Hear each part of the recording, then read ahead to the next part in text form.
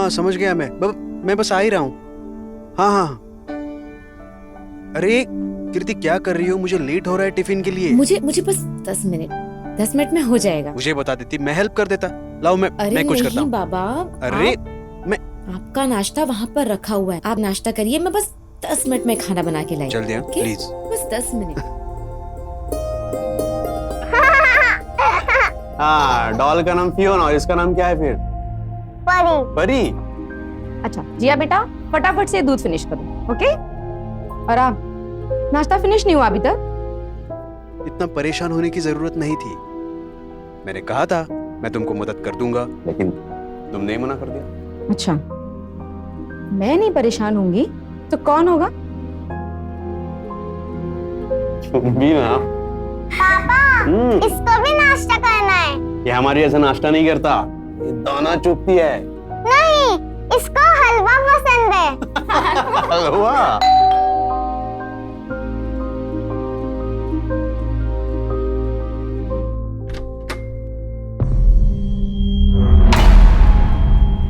पापा, तुझे क्या लगा तू घर से भाग जाएगी और हम लोग ढूंढ नहीं पाएंगे? रामखोर मेरी बहन को लेके भाग गया। मेरी बहन को लेके भाग गया। भैया नहीं भैया। पूरे 6 साल से तुम लोगों को ढूंढ रहे थे, आखिर पता चल ही गया। देखिए ये हम सब भूल जाएंगे। अब मेरी बात समझो पापा, ये आपकी नातिन है और आपकी भांजी है ये। आप मेरी बात सुने, बैठ के बात करें। ए चुप! ये समाज में हमारी नाक कटवा के अब सोचते हो मैं माफ कर दूंगा? तुझे तो मैं काट डालूंगा। और तू जिसके लिए घर छोड़ के भागी थी ना, कुत्ते की मौत मरेगा तू। और तू भी। चल कपिल।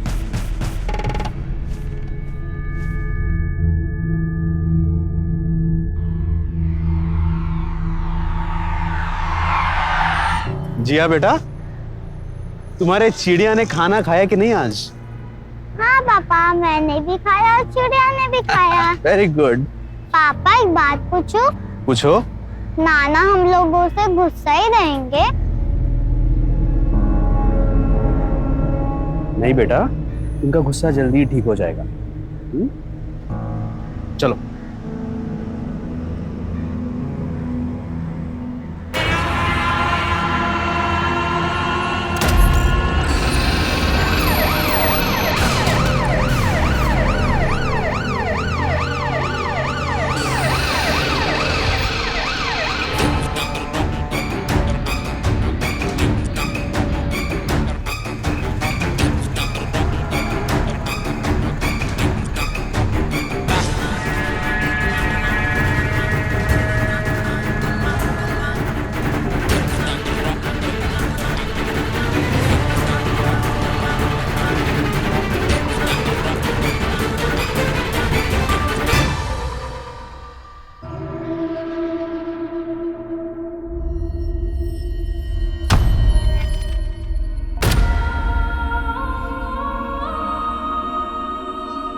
कीर्ति, कीर्ति, कीर्ति!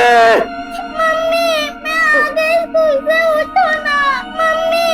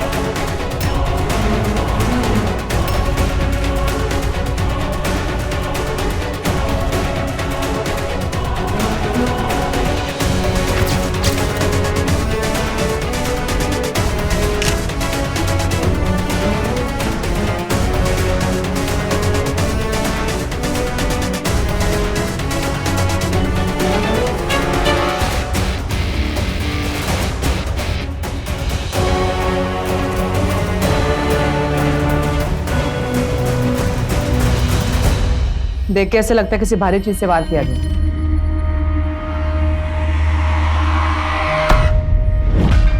ये फिनाइल का बॉटल पहले से यही था? Yes ma'am. मैम, ये कीर्ति के पति रजत, इन्होंने ही सबसे पहले लाश को देखा। इनकी एक 5 साल की बेटी है, वो फिलहाल अभी पड़ोसी के घर पर है। ये कहाँ था दिन भर? अपने ऑफिस में ही थे मैम। करीब 4 बजे अपने बेटी को लेने के लिए उसके स्कूल चले गए। दोनों एक साथ घर पर आए। मैंने कामड़े को भेजा है मैम इनके ऑफिस में कंफर्म करने के लिए।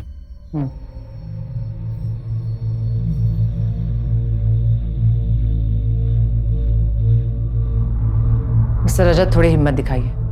जिसने भी ये किया है वो ज्यादा टाइम नहीं बचेगा। आपको किसी पे शक? 6 साल पहले जब मैं मुंबई आया था तब कीर्ति के पापा के यहाँ पे किराए पे रहता था। मेरी और कीर्ति की पहचान हुई और हम एक दूसरे से प्यार करने लगे।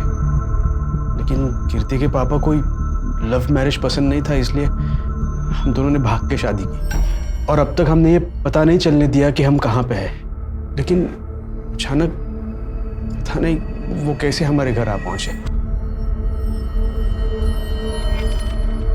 तो तुम्हें लगता है तुम्हारे ससुर और साले ने मिलकर तुम्हारी बीवी को मारा? कपिल ने हम दोनों को धमकी दी थी।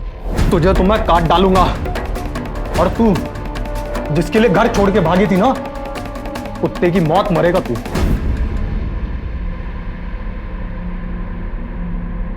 ठीक है।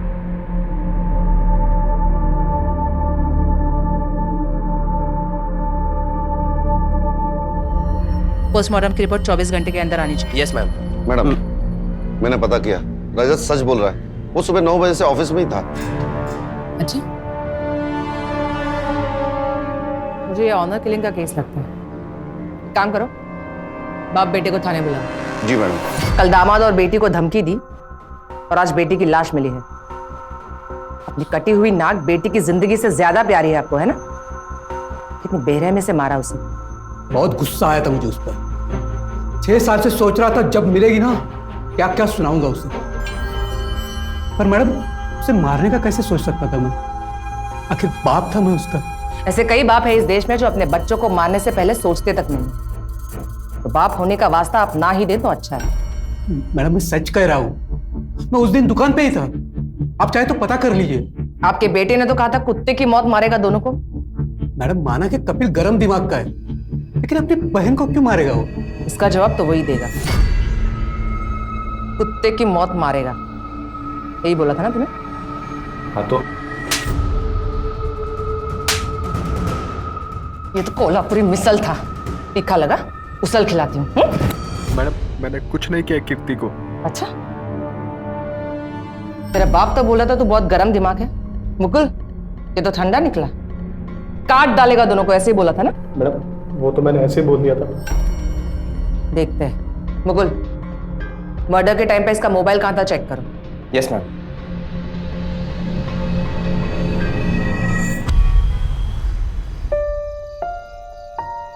पापा, मम्मी कब वापस आएगी? वो कभी वापस नहीं आएगी बेटा, लेकिन वो हमेशा वहां से तुम्हें देखती रहेगी। तो मैं गॉड को बोलूंगी उनको घर भेज दे।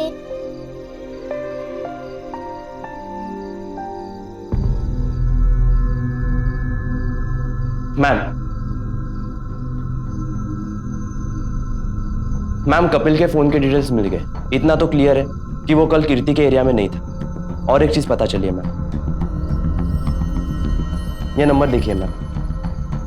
परसों उसके फोन से इसी नंबर पर 2-3 कॉल्स और एक मैसेज गया था। ये देखिए मैम, यही मैसेज। पैसा काम खत्म होने के बाद मिलेगा। इसका मतलब है कपिल ने शायद किसी सीरियल किलर को पैसे देकर ये काम करवाया है। ये नंबर पता चला किसका है? यस मैम, एक मवाली है। सारे लोग उसे टाइगर बुलाते हैं। मारपीट करने के कॉन्ट्रैक्ट लेता है। मुकुल, कल सुबह चिड़ियाघर से शुरुआत करते हैं। मतलब? टाइगर को पकड़ते हैं।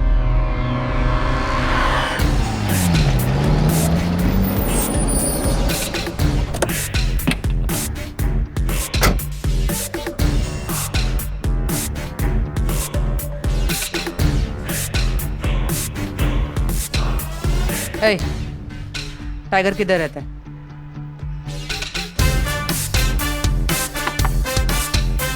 एक काम करो, तुम लोग यहीं रुको। टाइगर कहाँ है? नहीं है।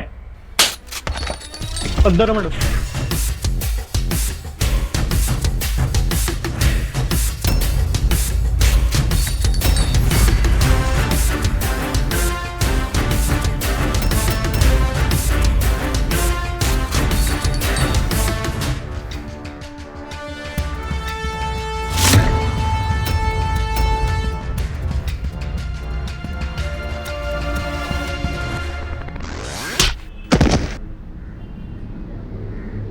क्या रे, तू टाइगर से एकदम भीगी बिल्ली बन गया? चल अब बता, कपिल ने क्या करने की सुपारी दी थी? मैडम, कपिल ने मुझे रजत नाम के आदमी को मारने के लिए बोला था। उस दिन मैंने उसका पीछा भी किया था जब वो अपनी बेटी को स्कूल से लेने गया था, पर मुझे कुछ करने का मौका नहीं मिला। पर उससे पहले तूने रजत की बीवी को मार डाला है ना? आई शपथ मैडम, मैं सच बोल रहा हूँ। कपिल ने खाली मुझे रजत का सुपारी दिया था, तो मैं उसकी बीवी को क्यों मारूंगा? जब मैं रजत का पीछा कर रहा था तो एक आदमी और उस पर नजर रखे थे। क्या पता उसने क्या हो। कामले, इससे उस आदमी की डिस्क्रिप्शन लेके उसका स्केच बनवा। और तू, अगर तेरी कहानी झूठी निकली तो तू गया काम से, समझा?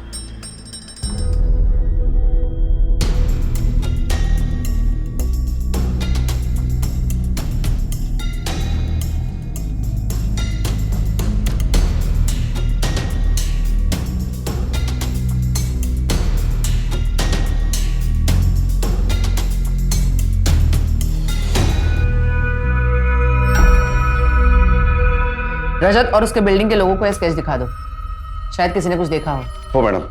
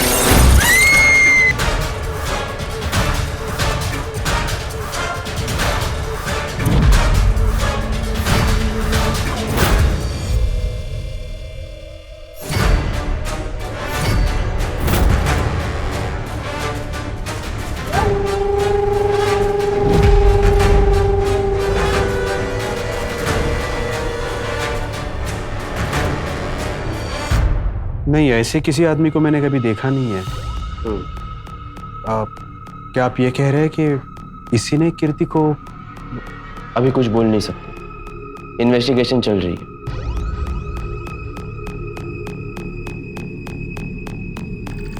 एक मिनट मैडम। हाँ बोलिए। इस आदमी को कहीं देखा है? हाँ, इसे मैंने देखा है। कहाँ देखा है? हाँ, इधर ही। रजत के घर एक दो बार आया था, जब रजत घर पे नहीं था।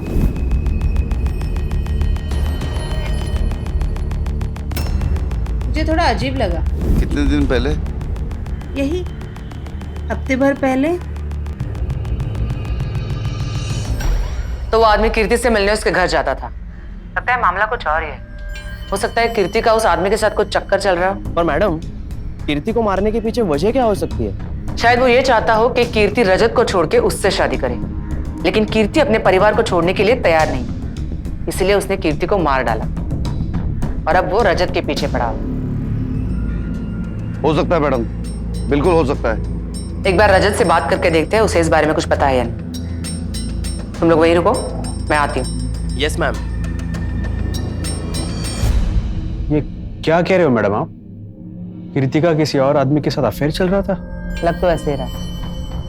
एक आदमी आपकी बीवी से मिलने घर आता था आपकी गैर मौजूदगी में। इसका साफ साफ मतलब यही निकलता है। ऐसे कैसे हो सकता है मैडम? हम दोनों एक दूसरे से बहुत प्यार करते थे, लव मैरिज थी हमारी। हो सकता है उसी ने कीर्ति को मारा हो। हम उसे ढूंढने की पूरी कोशिश करेंगे। आप खुद को संभालिए, अपने लिए ना सही, अपने बेटी के लिए। जी। मुकुल। Yes ma'am. एक काम करो, कीर्ति के कॉल रिकॉर्ड्स निकालो। Okay ma'am.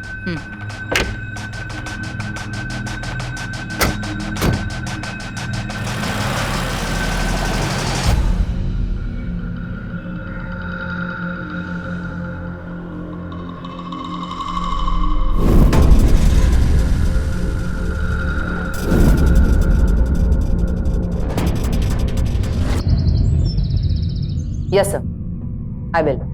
Right. Ma'am Kirti के कॉल रिकॉर्ड्स में से सारे नंबर्स क्रॉस चेक किए मैंने, लेकिन एक नंबर कुछ सस्पिशियस लग रहा था। ये रहे उस नंबर की डिटेल्स। यह नंबर भोपाल के कंस्ट्रक्शन मटेरियल सप्लायर के नाम पर रजिस्टर्ड है। इसका नाम है सरफराज शेख। यहां पर इसकी फोटो भी है मैम। ये वही आदमी है, स्केच वाला। अब तस्वीर साफ हो गई। ये नंबर अभी भी एक्टिव है? हाँ मैम। इसे ट्रैक पे डालो, जहां भी छुपा है ढूंढ के निकालो। मैम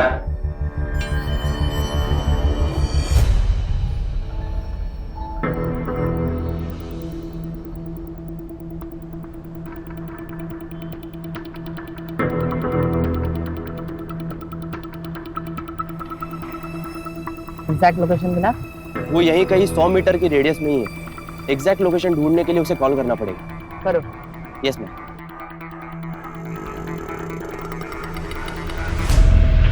हेलो, हाँ सर, मैं सीएनबी बैंक की तरफ से बोल रहा हूँ सर। सर मेरे पास आपके लिए एक बढ़िया सी लोन की ऑफर है सर। नहीं चाहिए लोन। सर सुनने के पैसे नहीं है सर, एक बार आप सुन तो लीजिए, अगर पसंद ना आए तो मत लीजिएगा। मेरे जॉब का सवाल है सर, मेरे 3 छोटे छोटे बच्चे हैं सर, प्लीज। अरे बोला ना नहीं चाहिए लोन, दोबारा कॉल मत करना। मैम यस, मिल गई लोकेशन। ग्रेट।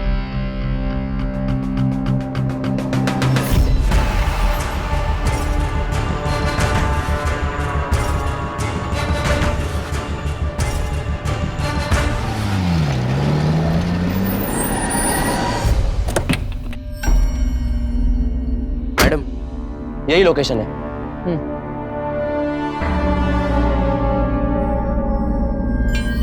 सरफराज,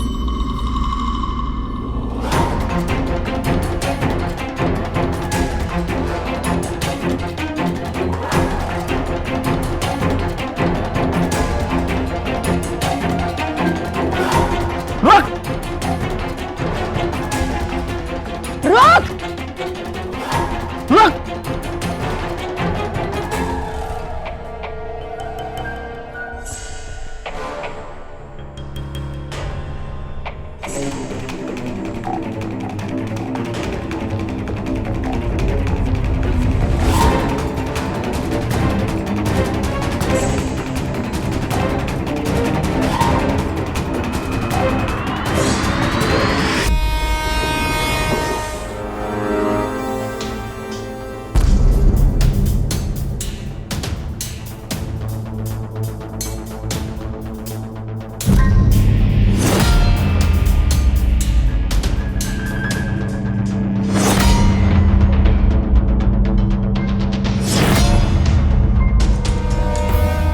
मैम ये सब क्या है? हमें लग रहा था कि सरफराज और कीर्ति का चक्कर चल रहा है, इसलिए उसने कीर्ति को मारा। लेकिन ये सब देख के ऐसा लगता है कि इस मामले में और भी कई गुत्थियां छुपी हैं। मैम ये कहीं कोई सीरियल किलर तो नहीं है? हो सकता है, और अगर ऐसा है तो ये सारी औरतें उसका शिकार हैं। कीर्ति को तो हम जानते हैं, लेकिन ये बाकी की औरतें कौन है? हमने उसे ढूंढ ही लिया था, बस पकड़ में आते आते निकल गया, लेकिन हम जल्दी पकड़ लेंगे उसे। Thank you madam. एक और बात, उसके कमरे में हमें तुम्हारे फैमिली के फोटोज मिले।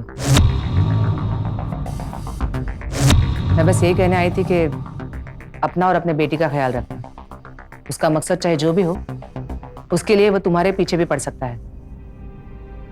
मैं ख्याल रखूंगा। हाय जिया बेटा। हेलो। कैसे हो? ये आपने बनाया? मैं देख सकती हूँ?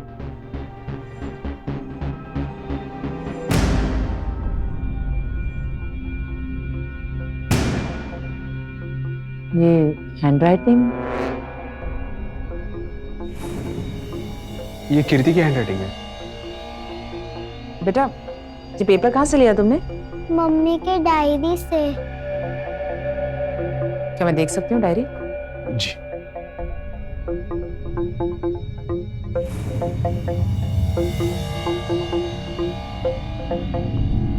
ये रही।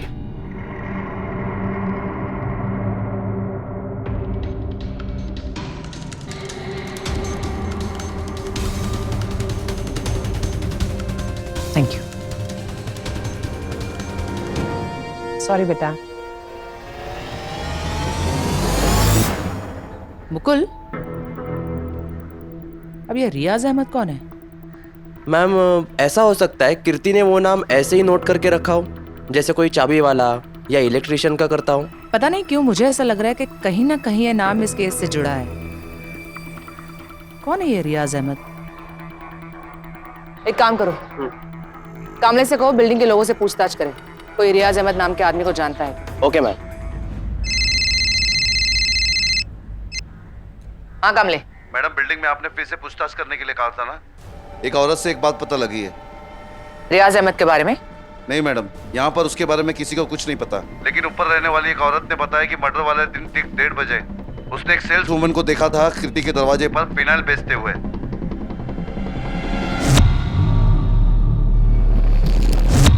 क्या हुआ है ठीक से बताओ। बताता हूँ मैडम।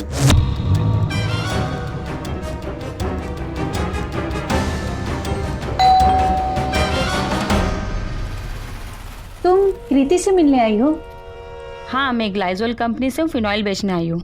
अच्छा, फिनाइल बेचती हो? हमारे घर में भी फिनाइल चाहिए था। एक काम करो, इसे देने के बाद 403 में आ जाना। ओके ठीक है।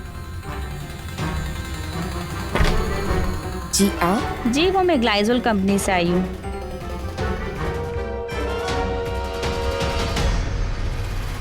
उस औरत को उस फिनाइल बेचने वाली औरत की शक्ल याद है? ठीक से नहीं मैडम, सिर्फ उसे इतना याद है कि जिस बैग में फिनाइल की बोतल थी उस बैग पे न्यू गुड स्टोर का नाम लिखा था। वो दुकान पास में ही मैडम। उस दुकान में जाके पूछताछ करो कि वो फिनाइल बेचने वाले किसी औरत को जानते हैं क्या।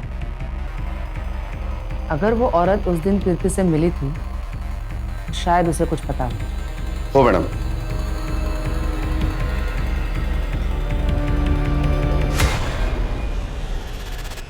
शिरके। ओ मैम। अनवर लगे होने। मैडम उस औरत के बारे में कुछ और बात पता लगी है। हम सोच रहे थे कि वो फिनाइल बेचने वाली औरत है, लेकिन मामला कुछ और है। क्या मतलब? दुकान का सीसीटीवी फुटेज मैडम।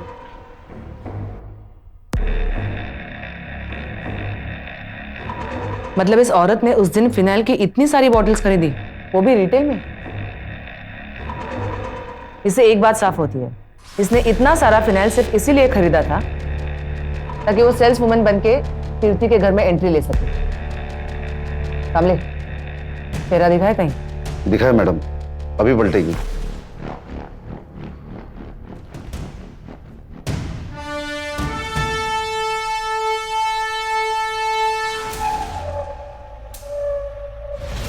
मुकुल, इस तस्वीर को देखो। इस लड़की की तस्वीर तो सरफराज के कमरे में थी ना? हाँ मैम। ये हो क्या रहा है? मैम मेरे तो कुछ समझ में नहीं आ रहा है।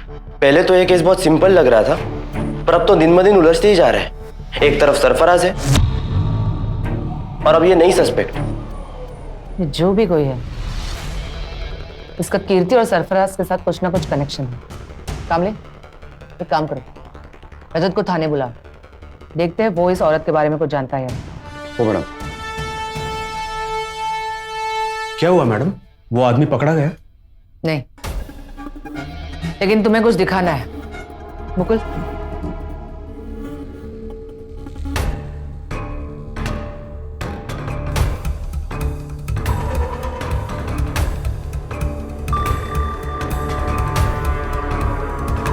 तुम इस औरत को जानते हो, है ना? कैसे जानते हो? मैडम ये प्रेरणा है। मुंबई आने से पहले मैं सूरत में रहता था, तब हमारी मुलाकात हुई थी। हम दोनों शादी करने वाले थे, लेकिन धीरे धीरे मुझे समझ में आया कि इसकी दिमागी हालत ठीक नहीं है। तुम ये सब ठीक नहीं कर रहे हो। क्यों, क्या हो गया? मैंने देखा था तुम्हें, तुम कैसे उस लड़की को देख रहे थे। अरे प्रेरणा, मैं क्यों किसी लड़की को देखूंगा? तुम झूठ बोल रहे हो ना, तुम दोनों एक दूसरे को जानते हो।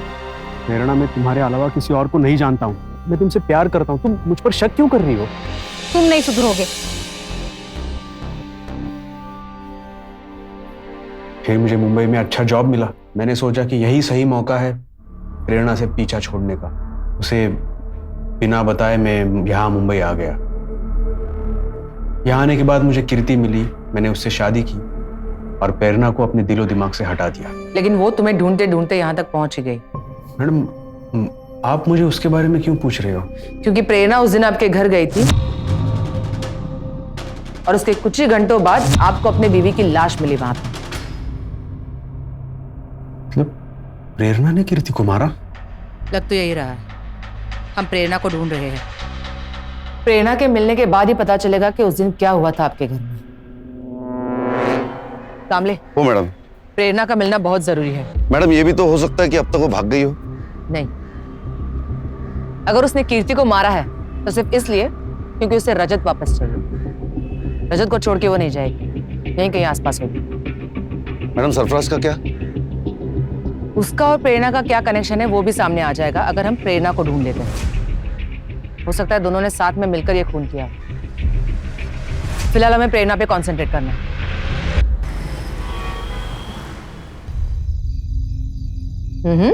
क्या बात है?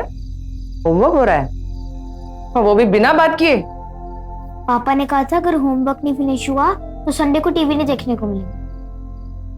ओह, दैट्स द रीजन। अरे वाह, ये पेन तो बड़ा अच्छा है। कब लिया? वो पापा ने आज सुबह दिया था। अनन्या, तुम झूठ बोल रही हो ना?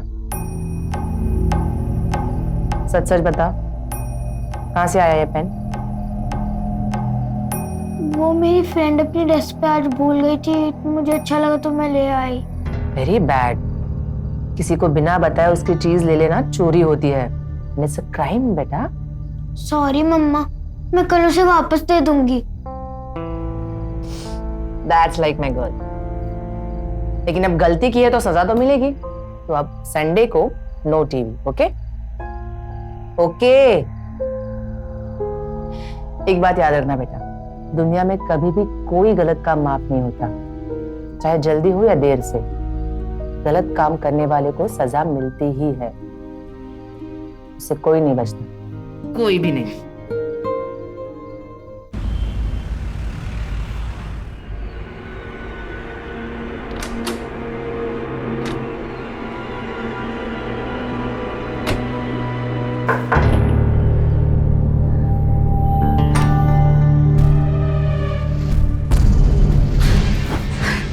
तुम्हें इस जगह का पता कैसे चला? किसी को कैसे ढूंढना है ये मुझे अच्छी तरह पता है। तुम्हें तो ये पता चल ही गया होगा प्रेरणा। मुझे तुमसे कोई मतलब नहीं है, चले जाओ तुम यहाँ से। मतलब नहीं है तो क्यों आई फिर बीच में? तुम्हारी वजह से सब कुछ बिगड़ चुका है। अच्छा होता मैं तुम्हें मिला ही नहीं होता सूरत में। पुलिस मेरे पीछे पड़ी है, नाम तक जान चुकी हो मेरा। मुझे किसी से कोई मतलब नहीं है, मुझे सिर्फ मेरा रजत चाहिए। या गई भाड़ने। मेरे और मेरे मकसद की इसमें जो भी कोई आएगा वो मेरा दुश्मन है। और तुमने तो बहुत बड़ी गलती करी है प्रेरणा, बहुत बड़ी।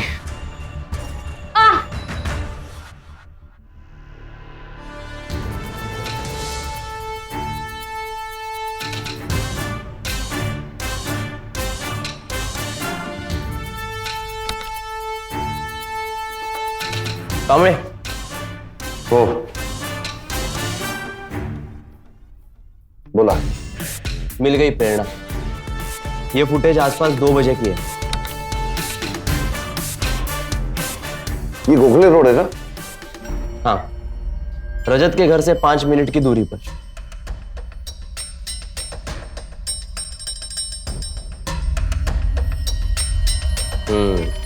काम होने के बाद फिनाइल की सारी बॉटल्स फेंक दी।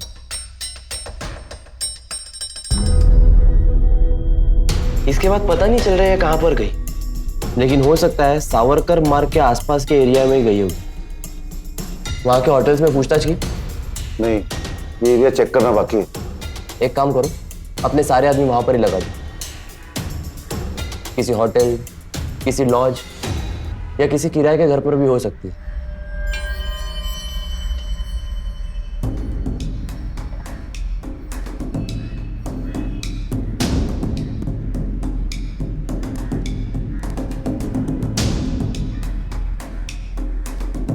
सर, प्रेरणा के बारे में पता लगा है सर।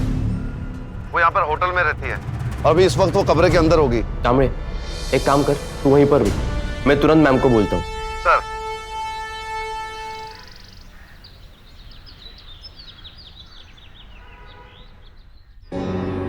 कामले। ओ मैडम, ये रूम है मैडम।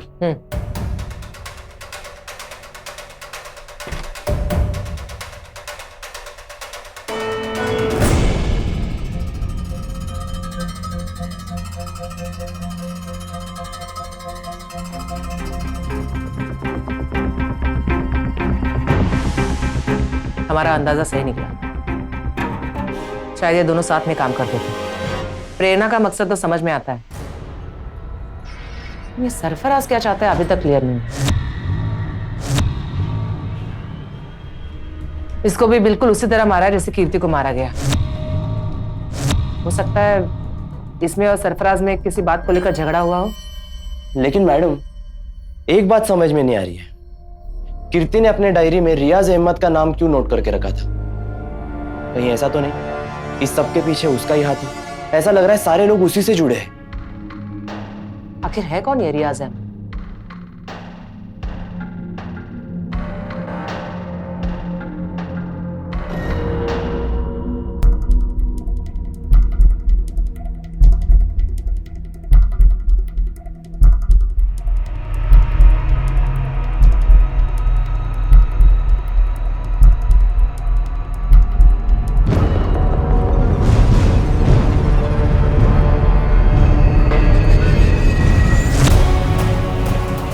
मुकुल, टाइम बहुत कम है, चलो।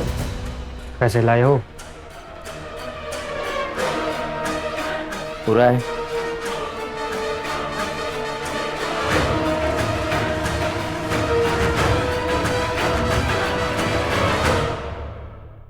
क्या बात है मैडम, आपने अचानक क्यों बुला लिया?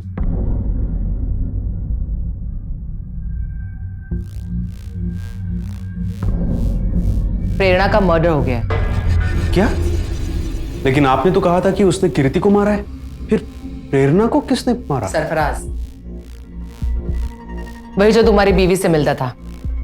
लेकिन उन दोनों का क्या कनेक्शन हो सकता है? उसका पता हम लगा रहे हैं। रियाज अहमद नाम याद है? तो तुम्हारी बीवी ने किसी कागज पे लिखा था।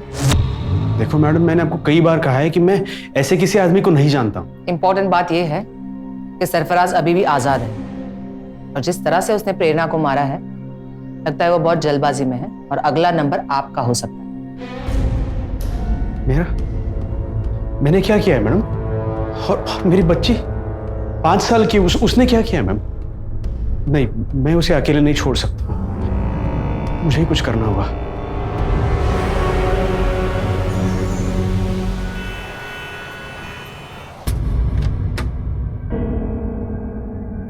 अभी आप जा सकती हो, कल उसे संभालने की कोई जरूरत नहीं है, हम बाहर जा रहे हैं, ठीक है?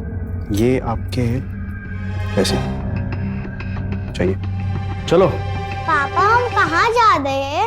ऐसी जगह जा रहे हैं जहां कोई हमें हाथ न लगा सके। चलो चलो चलो चलो, जल्दी से कपड़े पैक करेंगे, हम बैग भरेंगे और जाएंगे।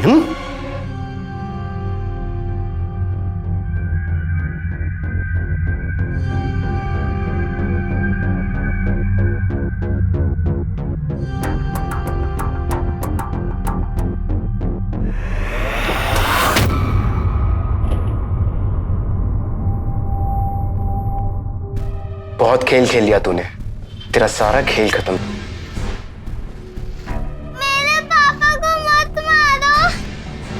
चल अंदर।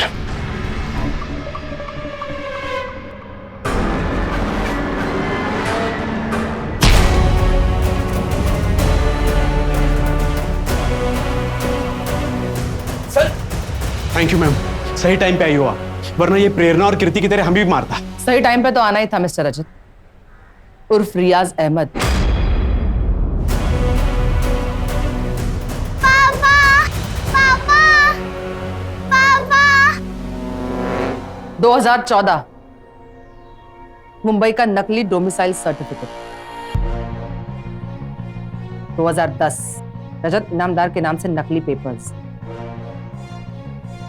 और 2009 रियाज अहमद, तेरी असली पहचान। क्योंकि 2010 से पहले रजत इनामदार का कोई अस्तित्व था ही नहीं। प्रेरणा के डेड बॉडी के पास मुझे एक चीज मिली, एक पेपर का टुकड़ा, बार बार फोल्ड किया हुआ, और मैं समझ गई कि तुम वहां गए थे, क्योंकि तुम्हारी ये आदत मैंने बहुत पहले ही नोटिस की थी।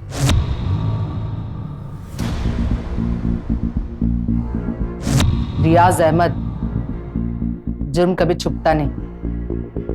भोपाल में एक लड़की का मर्डर हुआ था, सादिया नाम था उसका।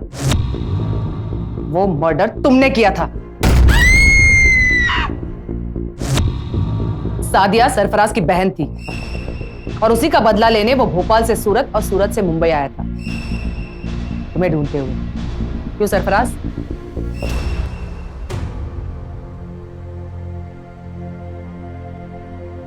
सादिया प्रेग्नेंट हो चुकी थी, बोल रही थी कि शादी करनी पड़ी, क्योंकि शादी वादी नहीं करनी थी मुझे, और पढ़ाई करनी थी, अच्छी नौकरी करनी थी, पैसा कमाना था। मान ही नहीं रही थी, मार दिया उसको। कुछ समय बाद मैंने अपनी नई पहचान बनाई और नई जिंदगी शुरू की। मैंने वो सब किया जो मैं करना चाहता था, नौकरी, पैसा, सब कुछ। कुछ साल बाद सूरत गया तो मुझे प्रेरणा मिली, और मुंबई में आने के बाद कीर्ति मेरे लिए सही थी। शादी कर दी मैंने कीर्ति से। और सरफराज बदला लेने की धुन में खुद कानून के खिलाफ चला गया। और क्या चाह रहा था मेरे पास? पुलिस तो इसे ढूंढ नहीं पाई, 10 साल लगे, फिर भी पक्का यकीन नहीं था कि ये रियाज अहमद ही है। इसलिए मैंने कीर्ति से मिलकर उसे सब कुछ बताया। पहले उसने यकीन नहीं किया, फिर मेरे सच बताने पर वो सच जानने को मान गई। लेकिन मैंने उसे ये नहीं बताया था कि मेरा इरादा रियाज अहमद को मारने का है। और फिर कीर्ति को एक ऐसी चीज हाथ लगी जो मैंने उसे सालों से छुपा कर रखी थी, मेरी असली पहचान।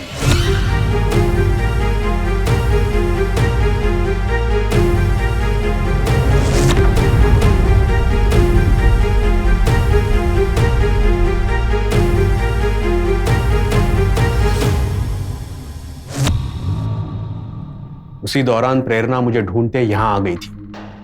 उसने मुझे सरफराज के बारे में बताया, क्योंकि सरफराज भी मुझे ढूंढते सूरत पहुंचा था और वो प्रेरणा से मिला था। तब मैं समझ गया, कीर्ति और सरफराज मिलके मेरे खिलाफ कुछ काम कर रहे हैं। इसलिए मैंने कीर्ति को मारने का प्लान बनाया। मैंने प्रेरणा को झांसा दिया कि अगर कीर्ति उसके रास्ते से हट जाती है तो मैं उसका बन जाऊंगा। सबके बीच कीर्ति के पिता और भाई कहां से आए? प्रेरणा अगर पकड़ी जाती तो वो मेरा नाम लेती। मुझे पुलिस का ध्यान कहीं और भटकाना था। इसलिए मैंने प्रेरणा से फोन करवा के कपिल को हमारे घर का एड्रेस बता दिया, ताकि वो अगले दिन आके हमारे घर में तमाशा करे। तो सबको यही लगी कि कपिल ने अपने बहन को मरवाया।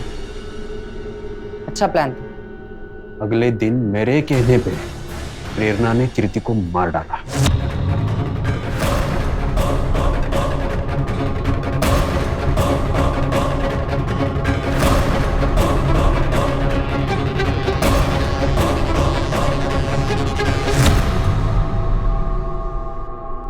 और जब पुलिस को प्रेरणा के बारे में पता चला तो मुझे प्रेरणा को भी मारना पड़ा कि मेरा नाम सामने ना आए। तो टेंशन मत ले, मैं सब ठीक कर दूंगा।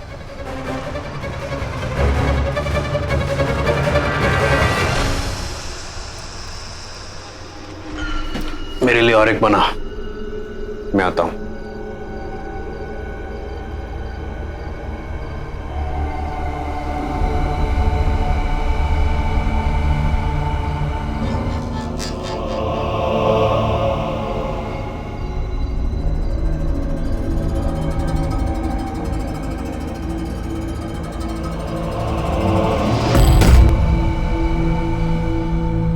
इतना सब हुआ क्योंकि एक इंसान अपना जुर्म छुपाने के लिए भागता रहा।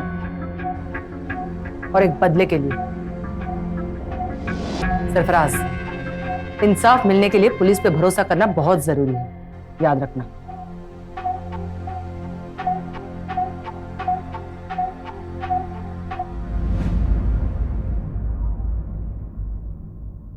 सिर्फ आंख बंद कर लेने से दुनिया में अंधेरा हो जाता तो रात की कभी जरूरत नहीं होती। जुर्म करने के बावजूद रियाज जैसा मुजरिम बच निकलता तो पुलिस और कानून की जरूरत ही नहीं होती। लेकिन ऐसा है नहीं।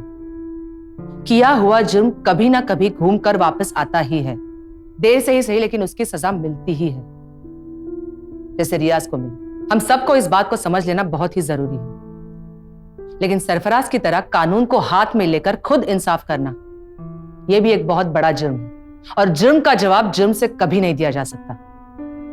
इस चीज को ध्यान में रखते हुए हमें सावधान रहने की और कानून पे भरोसा करने की जरूरत है। मैं पीआई प्राजक्ता भोसले फिर से लेकर आऊंगी एक सच्ची घटना। तब तक के लिए सावधान रहे, सुरक्षित रहे। जय हिंद, जय महाराष्ट्र।